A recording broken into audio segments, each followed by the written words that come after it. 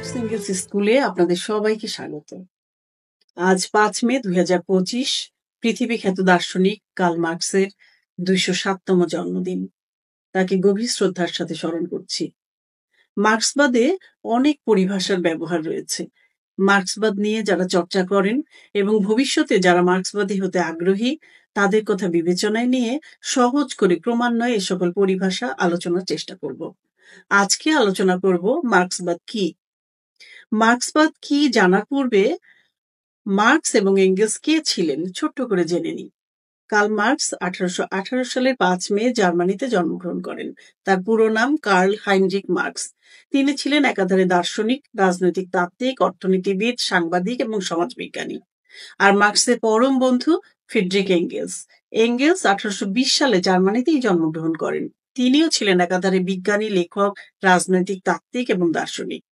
এবার দেখি মার্কসবাদ কি। মার্কসবাদ বা মার্কসিজম হলো দার্শনিক, রাজনৈতিক ও অর্থনৈতিক চিন্তাধারার একটি প্রবাহ, যা মূলত কার্ল মার্কস এবং ফ্রিডরিখ এঙ্গেলস কর্তৃক প্রতিষ্ঠিত। মার্কসবাদ মূলত পুঁজিবাদী সমাজের বিশ্লেষণ, শ্রেণী সংগ্রাম এবং সমাজতান্ত্রিক ও শেষ পর্যায়ে সাম্যবাদী সমাজ কিভাবে গঠিত হবে তার দর্শন।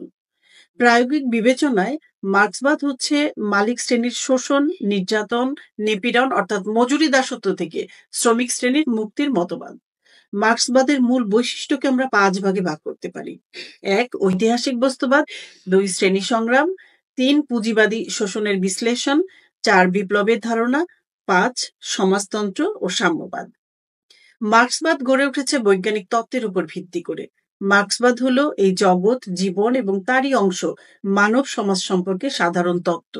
এই তত্ত্ব মানুষের বাস্তব জীবনের অভিজ্ঞতার উপর প্রতিষ্ঠিত। তত্ত্ব হিসেবে মার্কসবাদের কোনো শেষ সীমারেখা নেই। ইতিহাসের যত অগ্রগতি হয় মানুষ ততই অভিজ্ঞতা অর্জন করতে থাকে, আর মার্কসবাদ ততই সমৃদ্ধ হয়। মার্কসবাদ বিশ্বজুড়ে বিপ্লবী আন্দোলনের ভিত্তি হিসেবে কাজ করছে।